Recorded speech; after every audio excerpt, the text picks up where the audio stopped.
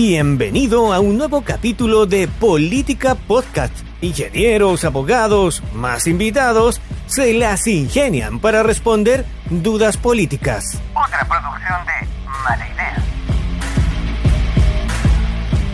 Hola amigos de Pailo, soy Rocío Gambra y esto es un nuevo Política Podcast. El día de hoy, como todos los miércoles, está conmigo Juan Carlos Claret. ¿Cómo estás, Juan Carlos? Muy bien, Rocío, ¿y tú cómo estás? Bien, le pido disculpas a nuestros auditores porque ayer no grabamos Política Podcast. Les voy a contar, antes de contarles de qué vamos a hablar hoy día. Lo que pasa es que ayer me fui a ir a más allá de la caricatura y fui a ver a Rocío Cantuarias, a Tere Marinovich y Harry Jürgensen. Quería escucharlos de primera fuerte y primera mano, así que pasé toda la mañana en eso. Así que por eso no grabamos el Política Podcast.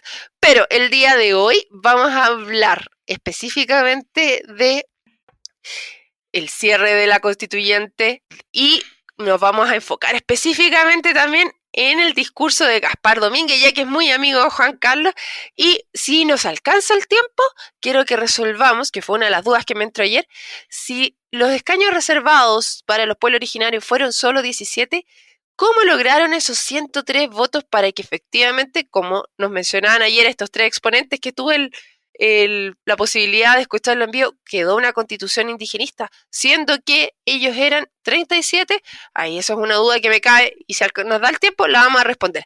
Juan Carlos, ¿viste el final de la constituyente? Sí. Como si fuera teleserie.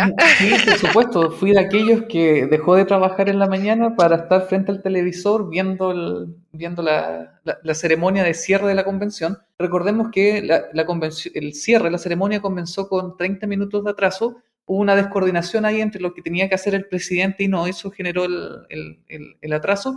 Y buena parte de la ceremonia estuvo convocado solamente para los constituyentes y las autoridades republicanas, en el sentido de Contraloría, presidente de la Cámara y del Senado. Y hacia el final de la actividad se hizo partícipe al presidente de la República para entregarle copia del borrador constitucional, y al mismo tiempo el presidente firmó el decreto que convoca al plebiscito el próximo 4 de septiembre. Ese fue el tenor, digamos, de la ceremonia.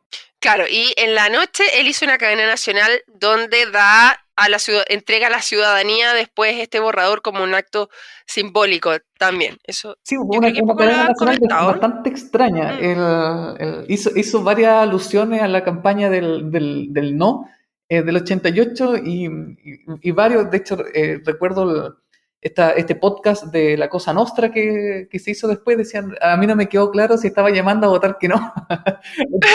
Entonces, fue una cadena nacional bastante confusa en ese sentido, en el mensaje que quiso transmitir el presidente, pero en lo concreto ya está convocado jurídicamente hablando el plebiscito del 4 de septiembre, y al mismo tiempo ya estamos en tierra derecha en las campañas, ya se pueden hacer actos públicos, concentraciones.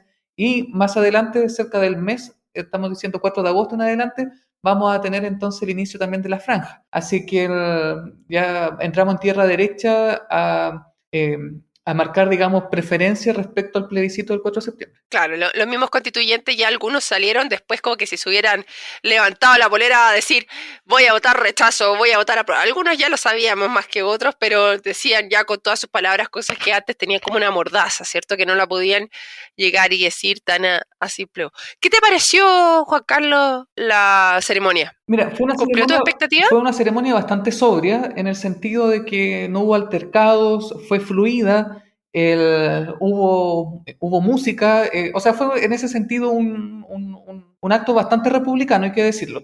Y sin duda, bueno, ahí el que se robó la tribuna fue el discurso de Gaspar Domínguez, al punto que incluso la prensa recortó el discurso para darle, digamos, por YouTube o por otras plataformas, darle preeminencia a ese discurso. Y la pregunta es, ¿qué es lo que tuvo el discurso de Gaspar Domínguez que haya concitado, digamos, ese interés? Y ahí el discurso de Gaspar, si bien fue un discurso que trató de hacerse cargo de... no lo dijo directamente, pero fue una crítica a la derecha en el sentido de las fake news que han estado saliendo desde el sector del rechazo. Trató de hacerse cargo, digamos, de qué es lo que dice la Constitución.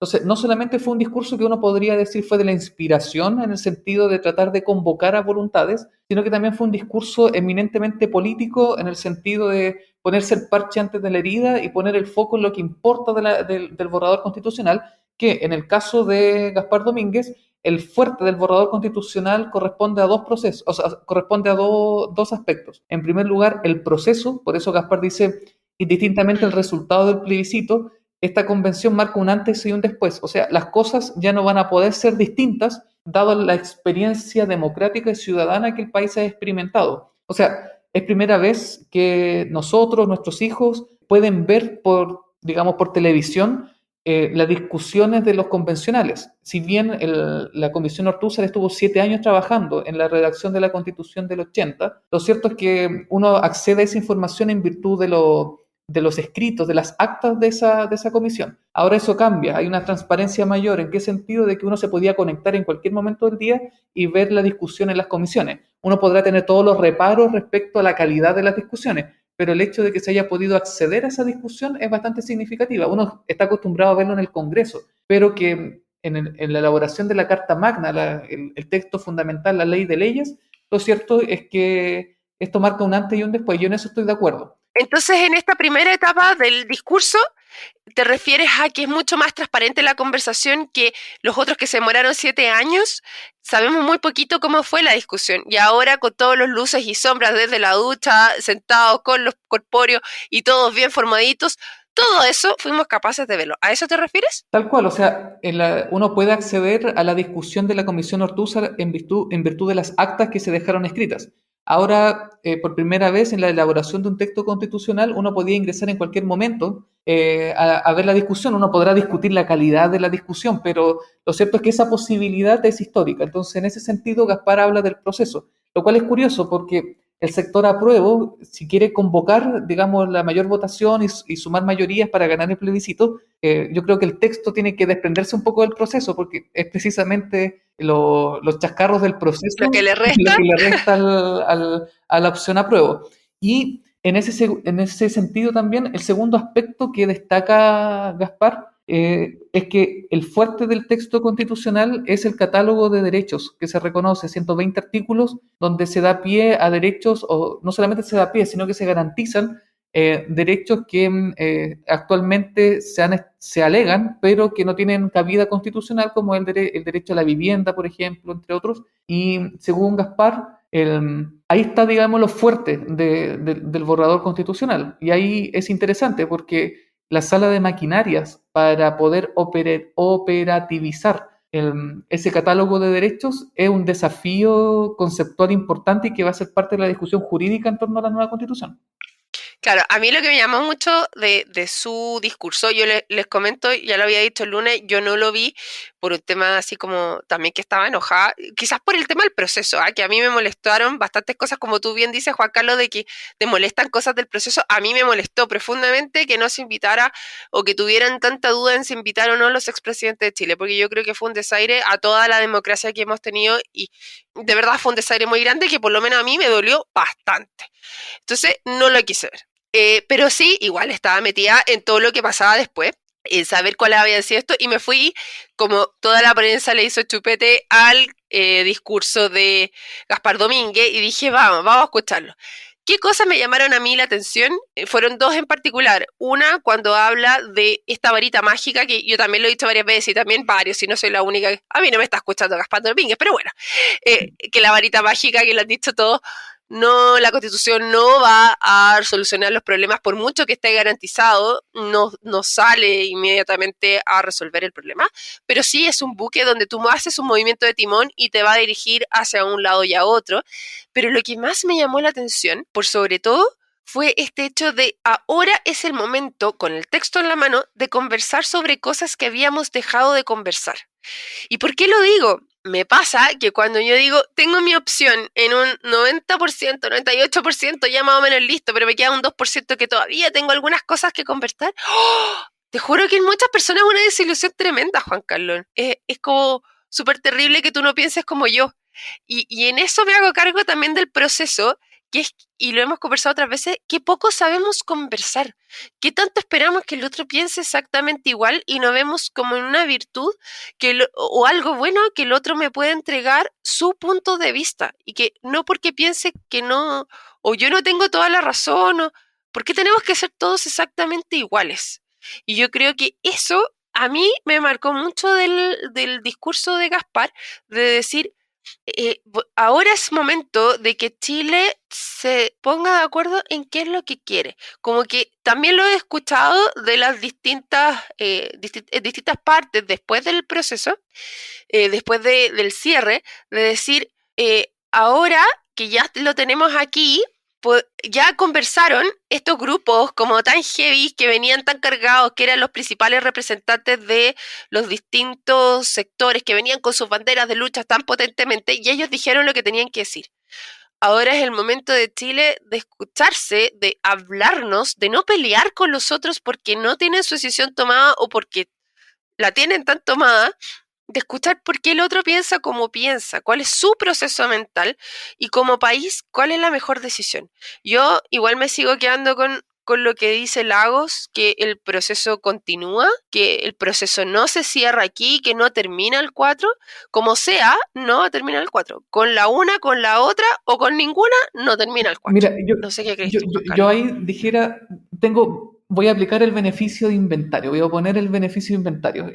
¿Por qué? Porque con todo el afecto que le tengo a Gaspar, lo cierto es que en ese aspecto yo le encuentro una maña. Y esa maña es que los constituyentes fueron electos sabiendo cuáles eran los problemas y las preocupaciones de la ciudadanía.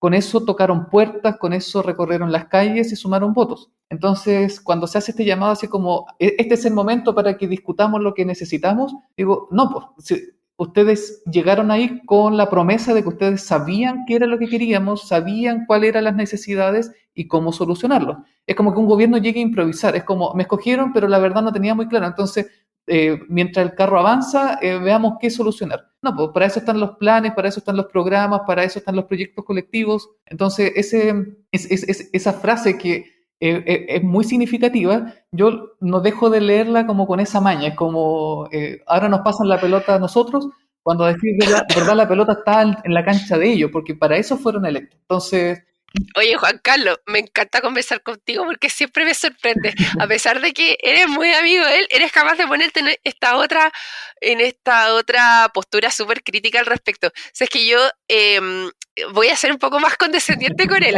porque sí creo que en los procesos, y sobre todo en Chile, si vemos como la historia de nuestro país, donde tuvimos un momento en que no nos dejaban pensar, sobre todo la generación de mi mamá o más arriba, ¿cachai? No nos dejaban decir lo que pensaban ni nada.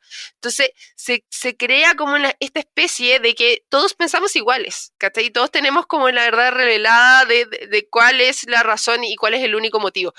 Yo sinceramente creo, y de hecho lo escuché el otro día, no me acuerdo a quién, de todos los podcasts y cosas que uno busca para poder tener información para esto, que existían 9 razones distintas para el estallido social, y cada una de ellas igual de válida o más o menos, y depende de los ojos los que lo miren. Entonces, yo creo que dejarle que todos los constituyentes que estaban ahí tenían claro cuál era el problema, no lo creo. Y de hecho lo veo como resultado de lo que pasó, que cada uno entendía cuál era su problema y qué era lo que quería cambiar, pero no necesariamente nos ponía, era ese el gran problema, sino que ese era su problema, porque los que eran como más ecologistas iban por el tema ecología, los que eran más feministas iban por el tema feminista, los que iban por los pueblos originarios iban mucho más allá, y de hecho es una de las razones por las que planteo la pregunta inicial. ¿Cuál era el que la vamos a eventualmente responder un poquito más adelante, pero cómo logran ponerse de acuerdo, o por qué la causa mapuche o indígena se ve tan transversal dentro de la nueva constitución? Siento que solamente eran 17 personas. ¿Era esa una de las razones del estallido social? ¿Qué crees tú, Juan Carlos? mira, ese es un buen punto porque cuando se dice que la constitución actual es una constitución indigenista, no es solamente el resultado, sino también el proceso. Estos 17 escaños fueron la bancada sin duda más exitosa de la convención, en el sentido que lograron concitar mayorías. Ahora, si uno escucha o conversa con representantes de los pueblos indígenas, particularmente el pueblo mapuche, yo sé que son muchos pueblos originarios, pero lo cierto es que la gran masa se concentra en el pueblo mapuche, por eso la atención se pone ahí. No sé, por ejemplo, cuando uno veía las publicaciones de Salvador Rumián, que es profesor de la Universidad de los Lagos, que yo creo que es un fiel representante de lo que significa y también de lo que necesita el pueblo mapuche huilliche acá en la zona, uno veía que había cierto desdén o cierto desgano hacia lo que la nueva constitución estaba proponiendo, en el sentido de que quedaron muchos aspectos fuera. O sea, nosotros con unos cuantos elementos ya decimos que es una constitución indigenista y varios de los que estaban ahí en punta de lanza tratando de posicionar temas de los pueblos originarios no están totalmente satisfechos porque son muchos otros los que no quedaron. O sea, el panorama es bastante amplio en ese sentido.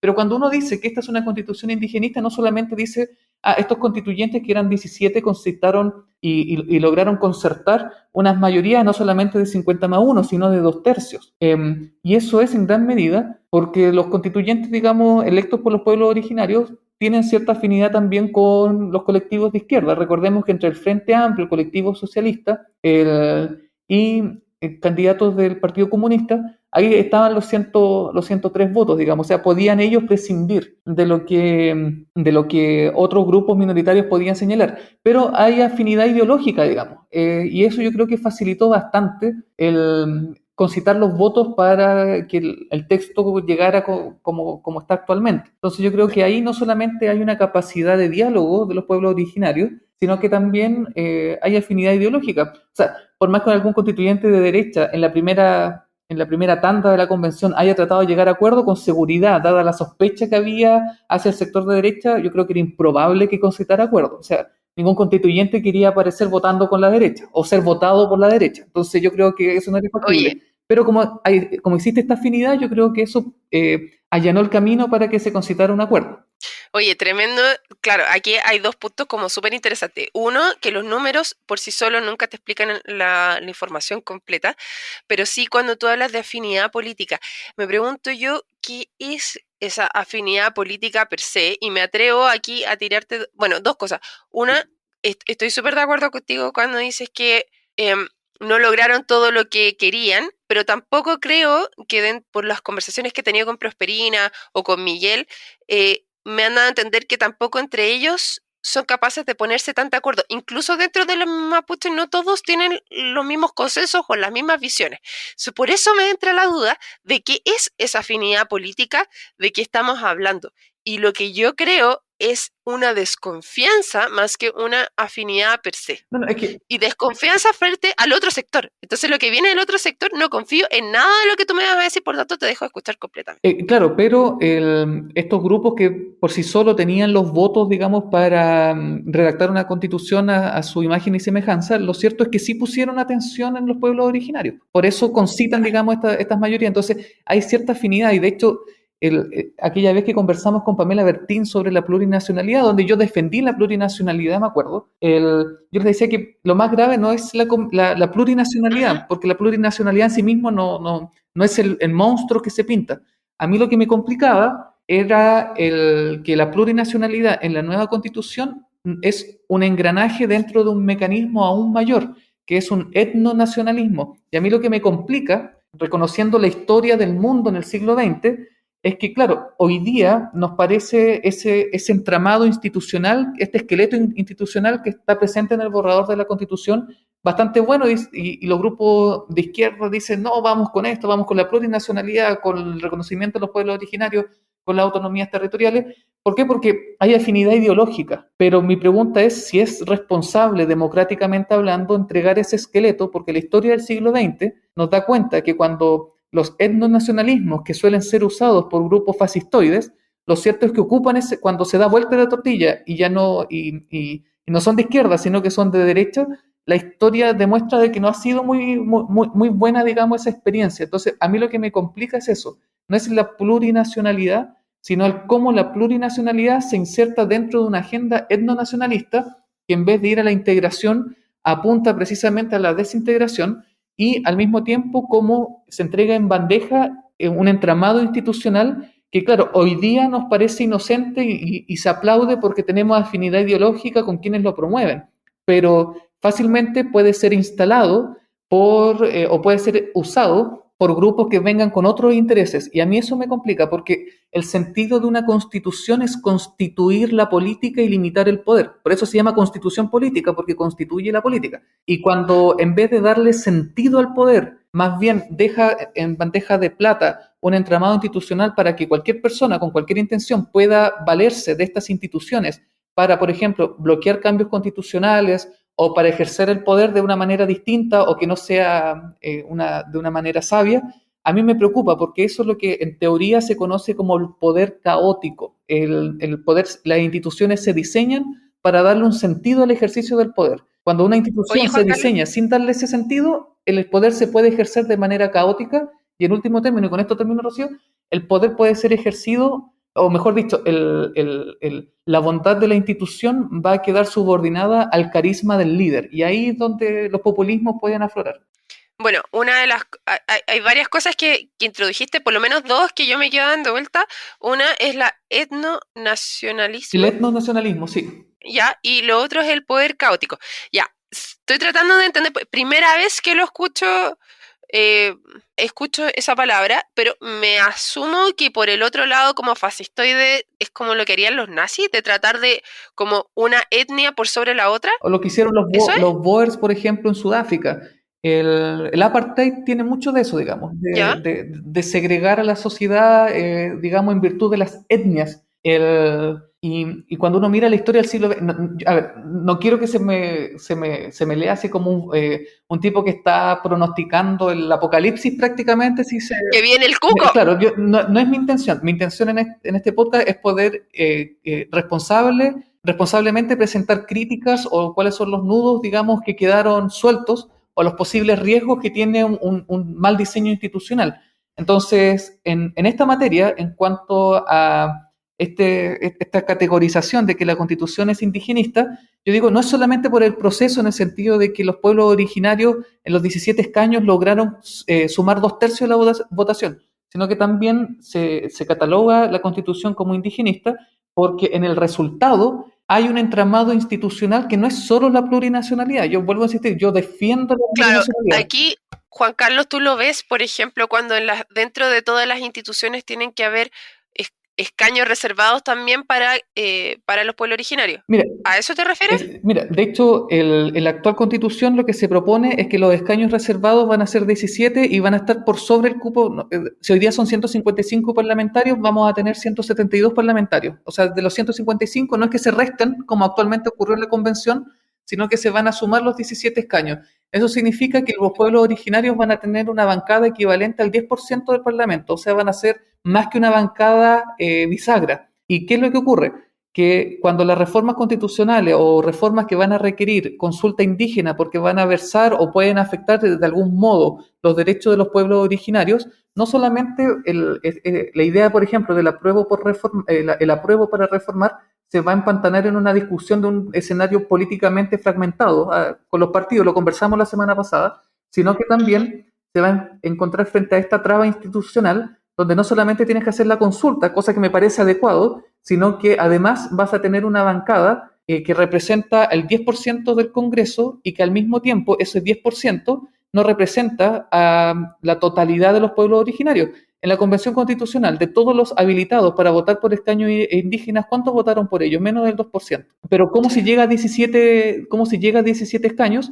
Porque en virtud del censo se sabe que el 12% de la población se reconoce. Entonces, ¿qué es lo que ocurre? Que ese 12%, que da como cálculo matemático 17 escaños reservados, lo cierto es que no están representando a ese 12%, sino que están representando al 1,5% o al 2% de ese 12%. Entonces, a estos grupos que no representan a todo el pueblo originario, a todos los pueblos originarios, lo cierto es que se le da una sobrerepresentación. Y ahí es donde uno dice, oye, yo estoy de acuerdo con la plurinacionalidad, me preocupan algunos aspectos, pero por ejemplo, cuando en la sala de maquinarias de este buque llamado Nueva Constitución, cómo se van a operativizar los cambios institucionales que van a permitir que los derechos sociales se cumplan y no que sea una promesa incumplida, uno dice, bueno, está difícil el escenario. más aún si se le añade este pelo a la sopa, que es precisamente el poder de veto de este grupo que va a estar sobre representado.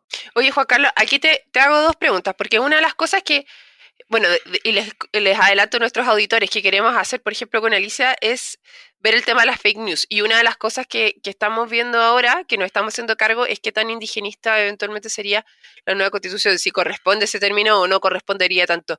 Pero a lo que yo quiero preguntarte ahora, Juan Carlos, es, una de las cosas que se dice es que no tienen derechos extra de los que ya estaban otorgados por tratados internacionales como los de la OIT. ¿Es tan cierto eso o no?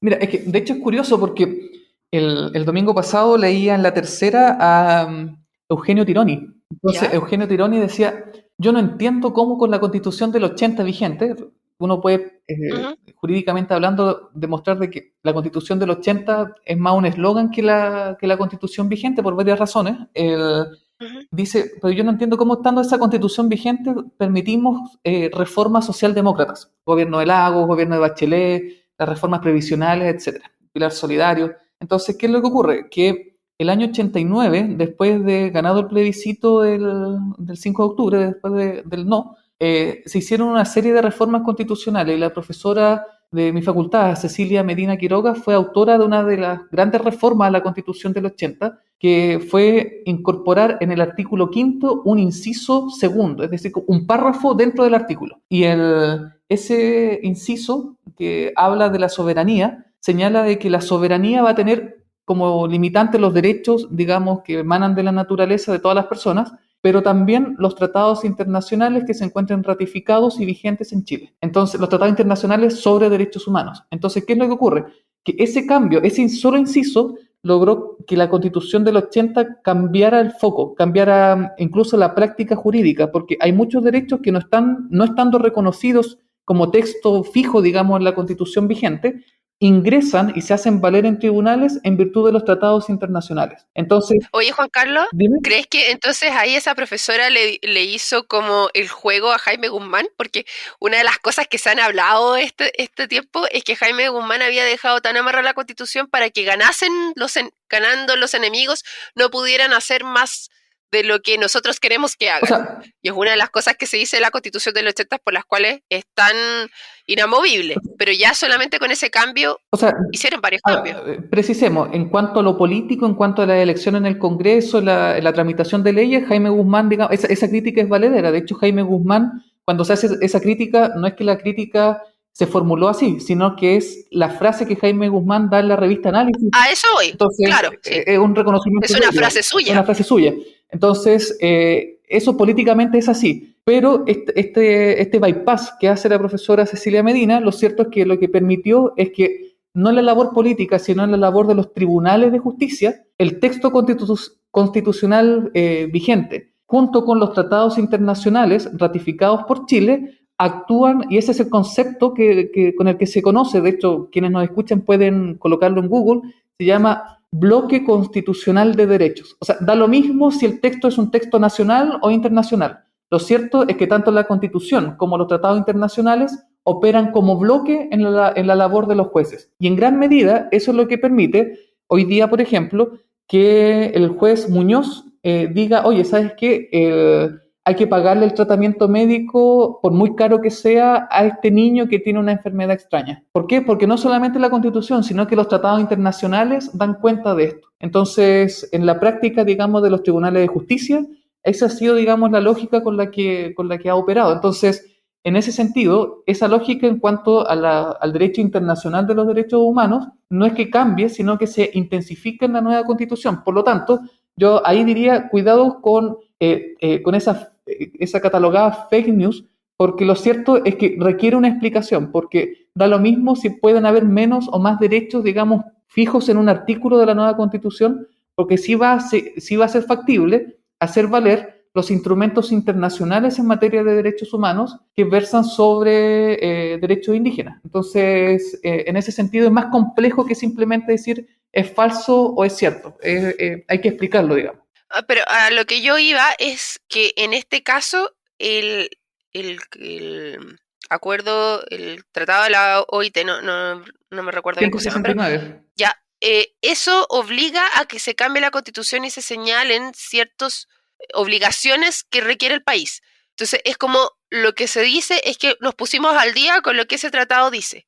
Pero lo que tú me señalas es que en la actual Constitución ya están vigentes solamente por haber firmado el tratado. Tal cual. Se pueden hacer valer en tribunales, digamos. Ahora, la ventaja que tiene ponerlos en un texto nacional es que, digamos, hace mucho más fácil su exigibilidad. Es más fácil exigirlo porque uno dice, no, porque el país se obligó a esto. No hay que obligarlo por el tratado internacional, sino que un reconocimiento del país, digamos, a nivel interno. Entonces, digamos, facilita el panorama, pero y de ahí también mi salvedad al respecto, es que en los hechos, como, chuta, yo tengo que hacer valer mi derecho que ha sido lesionado por un privado o por agentes del Estado, yo ¿cómo lo hago? Y ahí es donde, ¿cómo piensa el abogado? El abogado frente a una lesión de derechos fundamentales lo que dice ya, no solamente voy a ver la Constitución vigente, sino que voy a ver los tratados internacionales al respecto y yo obligo al juez a, en su sentencia, en el fallo, tener en consideración los tratados internacionales. ¿Por qué? Porque la Constitución lo permite. Entonces, por eso es importante, digamos, el avance que hizo la profesora Cecilia Medina y al mismo tiempo, por eso también es importante que esos derechos también hayan tenido eco en un texto claro, en un artículo dentro de la Constitución. Y si no los tuviera, se puede hacer valer, digamos, en tribunales. Perfecto. Espero que podamos haber ayudado a nuestros auditores sacando un poquito estas fake news y yo creo que es un poco el giro que le vamos a dar también, por lo menos lo que dure de aquí al 4 de septiembre. Muchas gracias, Juan Carlos, y a todos los que se sumaron y los invitamos a un próximo Política Podcast. Chao, chao. Chao, chao. Llegamos al final de un nuevo capítulo de Política Podcast, donde ingenieros y abogados, más invitados, se las ingenian para responder dudas políticas. Nos puedes encontrar en Spotify, Google Podcast, iTunes o donde escuches podcast. Por supuesto también en nuestro sitio web, sección podcast. Feliz si compartes nuestro contenido Y nos recomiendas. De antemano, muchas gracias y nos reencontramos en un nuevo capítulo de Política Podcast.